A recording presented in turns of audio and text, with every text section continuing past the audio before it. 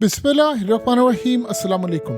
हकीकत TV science and health में खुश आमदीद। क्या आप तसव्वुर कर सकते हैं कि ज़िंदगी में हमने कभी ऐसा सोचा हो कि एक टाइम ऐसा आ जाए कि ईरान एटमी हमला करने की तैयारी करे?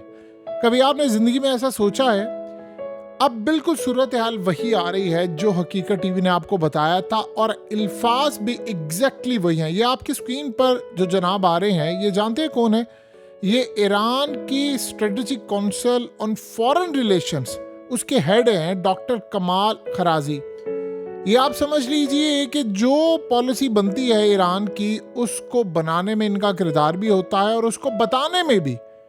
इन्होंने कहा है कि हमारे वजूद को खतरा लाहक है और सिर्फ एक रुकावट उसमें है, और वो है आयतुल्ला का फतवा, और वो वक्त के हिसाब से बदल जाएगा। और इस सूरत हाल में हम अपनी न्यूक्लियर डॉक्ट्राइन बदलने के लिए जा रहे हैं। उन्होंने कहा कि अगर वजूद को खतरा हुआ तो फिर न्यूक्लियर डॉक्ट्राइन बदल दी जाएगी उसी वक्त। और आप जानते हैं कि क्या बात उन्होंने कही है?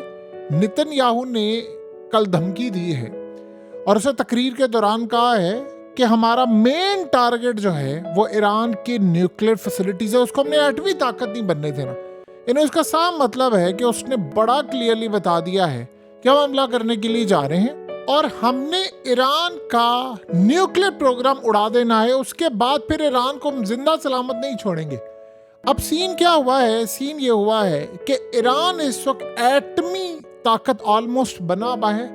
उन्होंने सिर्फ डिक्लेयर करना है और वो एटमी हमले की भी तैयारी कर रहे हैं, रिस्पॉन्स करने के लिए जा रहे हैं। अब आप ये सोचेंगे कि इतना बड़ा कदम, आप 3 ममालिक को नहीं 4 ममालिक को देखिए, चारों को गौर से देखें कि वहां एक्टिविटीज क्या हो रही है, आपको पता चल जाएगा।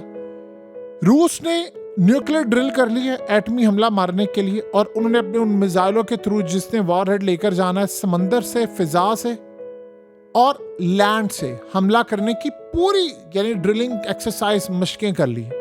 सेकंड, आप ये देखिए, न्यूक्लियर फोर्स के थ्रू हमला करने के लिए आप गौर करें तो चाइना ने भी मशकें शुरू कर दी।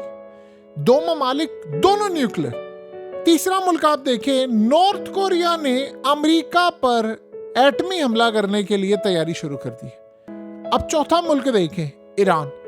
ईरान ने आज कह दिया है कि हम अपनी न्यूक्लियर डॉक्ट्राइन बदलने के लिए जा रहे हैं। अब ये सारा सिनेरियो आप समझ लें कि ईरान इजराइल पर एटमी हमला करने वाला है। जी हाँ, आपने बिल्कुल ठीक सोचा, क्योंकि इजराइल भी ईरान पर एटमी हमला करने की तैयारी कर रहे हैं। ये दोनों बिल्कुल करीब आ गए। रिसेंटली आपको पता है कि इजराइल के आर्मी चीफ ने बात कही थी कि अगर ईरान ने हमला किया तो इस दफा हम वो मिसाइल इस्तेमाल करेंगे या वो हथियार इस्तेमाल करेंगे या वो काम करेंगे जो हमने आज से पहले इस्तेमाल नहीं किए। यानी उसे बड़ा क्लियरली ही था एटमी हमले की तैयारी।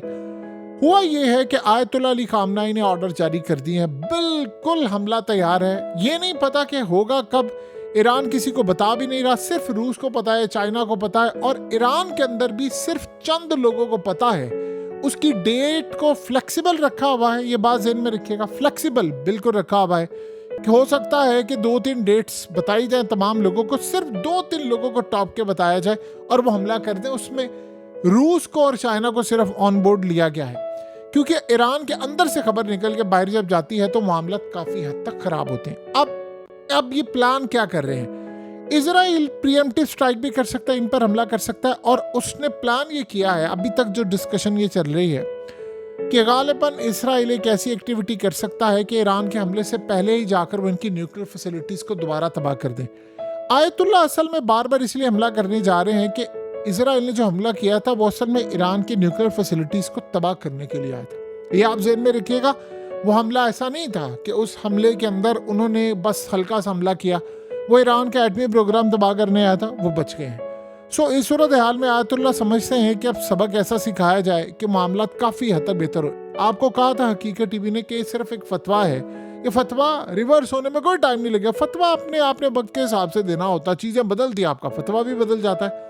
आयतुल्ला का फतवा ऑलरेडी तैयार है, ये बात ज़हन में रखिएगा। फतवा उनका ऑलरेडी लिख लिया गया है, अप्रूव भी हो चुका हुआ है। देखिए, ईरान ऑलरेडी एटमी ताकत बन गया है, ऑलमोस्ट बना हुआ है।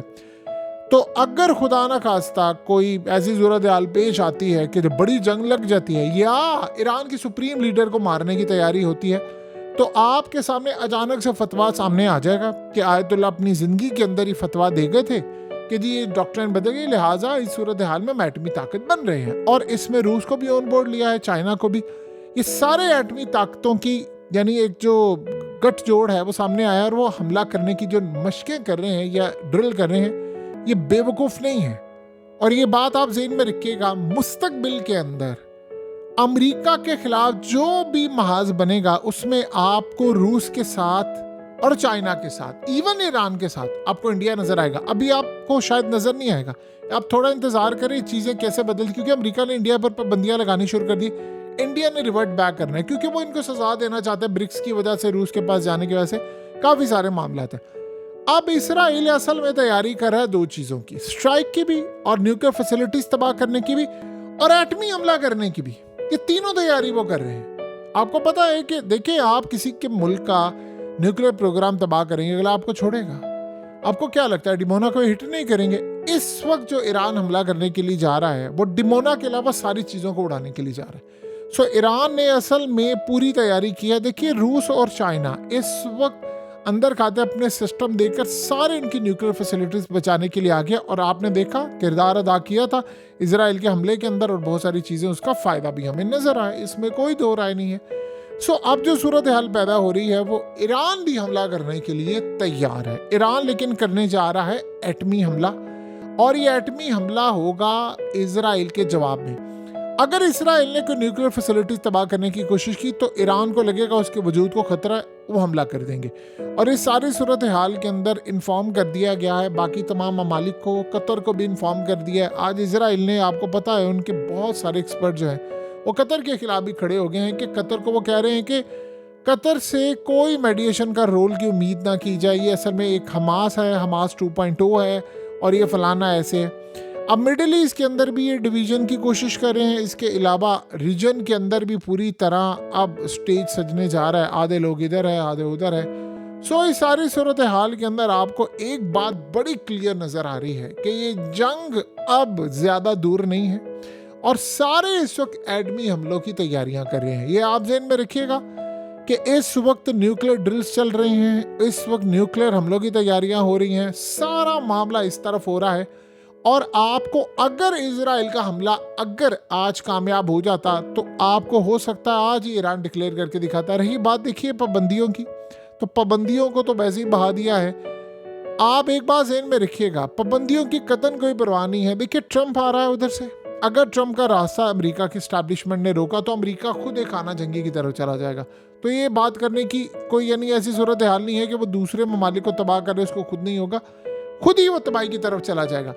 और अगर वो आ जाता है तो फिर ये बात ज़हन में रखिएगा, ये बड़ा अजीब होगा कि उसको स्टैब्लिशमेंट चलने देती है, उसको फौज चलने देती है, नहीं चलने देती, कितनी देर तक चलने देती है, ये भी एक बहुत बड़ा सवाल होगा। और आने वाले वक्त में इसका खुलासा हो जाएगा, क्योंकि उसने गजा जंग बंद करनी है, लिबनान जंग बंद करनी है, और पुतिन के कहने के ऊपर उसने हत्ता कि वो ईरान के खिलाफ उसने इंडिकेट किया हम ये करेंगे, लेकिन वो चीज़ें काम डाउन करेगा। और जो वक्त चल रहा है, जो हिसाब किताब चल रहा है, जो दुनिया के अंदर नज़र नहीं आ पा रहा कि दुनिया में अब जंगें रुकने वाली हैं, क्योंकि देखिए दुनिया के जो भेड़िए हैं उनके मुंह को खून लग गया है, उन्होंने पैसा बनाना है। अभी जितने हथियार बिक रहे हैं, आपको क्या लगता है जंगें बंद हो जाएं तो हथियार बिकना बंद हो जाए? अगर लेट से ट्रंप आ जाता, अगले 4 साल दुनिया में जंग नहीं होती, तो ये डिफेंस जो बनाने वाली कंपनीज हैं, मैन्युफैक्चरर्स हैं, सारे डिफेंस प्रोडक्शन हाउसेज हैं, फैक्ट्रीज हैं, ये तो सारे भूख से मर जाएं। यानी आप क्या समझते हैं कि दुनिया में हथियार बनाना बंद हो जाए, अब इसके बाद ये सारा सिस्टम ठीक हो जाए? ऐसा नहीं होता। सो लिहाजा ईरान ने अब आर या पार का फैसला कर लिया है, या आप रहेंगे या हम रहेंगे। और एक बात ज़हन में रखिएगा, इसराइल का अगर ये प्लान है कि वो ईरान को तबाह करेगा तो रूस भी एटमी हमला कर देगा इसराइल पर। ये अब पूरी तैयारियां हैं, और ऐसा नहीं हो सकता कि आप इत्तेहादी फलाना। आपने देखा नहीं, नॉर्थ कोरिया के बारे में सारी खबरें आ रही है कि उन्होंने अपने फाइटर्स भेजी हैं रूस के अंदर। नॉर्थ कोरिया ने यहाँ तक तो कह दिया है कि जब तक यूक्रेन को फतह नहीं कर लेता रूस, हम उसके साथ खड़े। तो आपको क्या लगता है कि सारे जो इतनी बड़ी ताकतें हैं जिन्होंने 15-15 हज़ार किलोमीटर की रेंज के मिसाइल बनाए हैं, उन्होंने ऐसे ही छोड़ देने? ये रूस के जो मिसाइल हैं जो अभी रिसेंटली उन्होंने टेस्ट किए हैं, ये सिर्फ ज्यादा 26 मिनट लगेंगे लॉस एंजलिस में जाकर हिट करने के लिए। पेरिस में जाना है तो आपको ज्यादा से ज्यादा 15-16 मिनट लगेंगे, और इजराइल को अगर हिट करना है तो 10 से 12 मिनट का टाइम है, इससे ज्यादा टाइम नहीं लगेगा इनको। सो इस सूरत हाल में वो बेवकूफ़ नहीं है कि इतने आप बैठे बैठाए पूरे का पूरा मुल्क और रीजन खा जाएं और कोई आपको कुछ कहे ना, ये नहीं हो सकता। देखिए नेतन्याहू और उसके पीछे बैठ की ताकतें अब जितनी मर्जी कोशिश कर लें, अगर वो ये समझ रहे हैं कि ईरान को हमने दबाना है, तबाह करना है, फलाना करना है और दुनिया हमें कुछ नहीं कहेगी, तो फिर ये उनकी बहुत बड़ी गलतफहमी है। टाइम उनके पास बिल्कुल नहीं है और खेल उनका इस वक्त खत्म हुआ चाहता है। हकीकत टीवी साइंस एंड हेल्थ की इस वीडियो के नीचे कमेंट ज़रूर कीजिए, अपनी राय का इजहार ज़रूर करें और इस वीडियो को हर जगह शेयर करते हुए चैनल को सब्सक्राइब ज़रूर करें।